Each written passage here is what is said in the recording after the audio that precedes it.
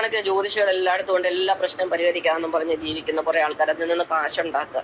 അപ്പൊ ഈ ജ്യോതിഷം എന്ന് പറയുന്നത് ശിവാരാധനയുടെ ഭാഗമാണ്. പക്ഷെ ഈ ജ്യോതിഷികൾക്ക് അറിയില്ല, അവരുടെ ഭാവി പോലും അവർക്ക് പറയാൻ പറ്റത്തില്ല. എന്നിട്ട് മറ്റുള്ളവരുടെ ഭാവി അവർ നന്നാക്കാൻ നടക്കുന്നു. ഇതും ശിവാരാധനയാണ്. പിന്നെ 29 ആൾ ദൈവങ്ങൾ. ഇന്ന് നമ്മൾ ആചാര്യന്മാരെന്നും ഗുരുക്കന്മാരെന്നും ഒക്കെ പറഞ്ഞ ആൾ ദൈവങ്ങൾ എന്ന് പറഞ്ഞ കുറെ ആൾക്കാരെ പറയാനുണ്ടല്ലോ, ഗോഡ് മാൻ എന്നൊക്കെ പറയുന്നത്. ഇവരെല്ലാം ശിവന്മാരാണ്. ഇവർ സ്വയം ദൈവങ്ങളായിട്ടിരിക്കണതാണ്. അത്രയ്ക്കുള്ള ബോധമേ അവർക്കുള്ളൂ. 30-ാമത്തേത് മാടന്, 30-ാമത്തെ മാടന്, 31 മറുത, പിന്നെ 32 യക്ഷി ഗന്ധർവന്മാര്, ഇവരെയൊക്കെ ആരാധിക്കുക. 33 നാഗപൂജ. ഈ പാമ്പുകളെ ആരാധിക്കുന്നവരെല്ലാം അസുരന്മാരാണ്. കാരണം ശിവന്റെ കഴുത്തെ കിടക്കുന്ന പ്രധാനമായിട്ടും പാമ്പാണ്.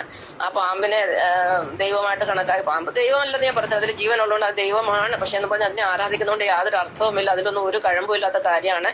അപ്പൊ നാഗപൂജ ഒക്കെ നടത്തുന്നത് ശിവന്മാർ, ശൈവരാണ്.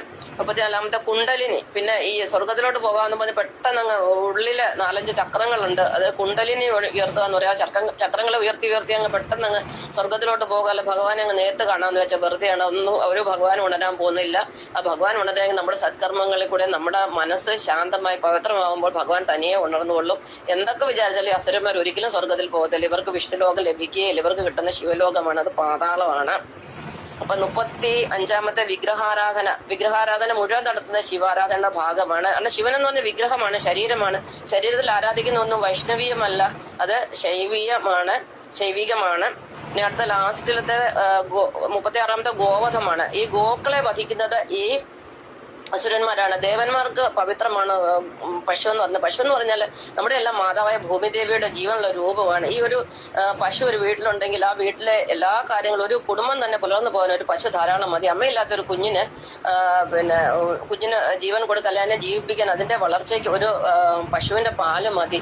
നമുക്ക് ഉപകാരം മാത്രം ചെയ്യുന്ന സാധുവായ ഒരു ജീവിയാണ്. ആർക്കും ഒരു ഉപദ്രവം ഇത്രയും ഉപകാരം ചെയ്യുന്ന ഒരു ജീവിയാണ് ഇവര് കൊന്നു തിരുന്നത്.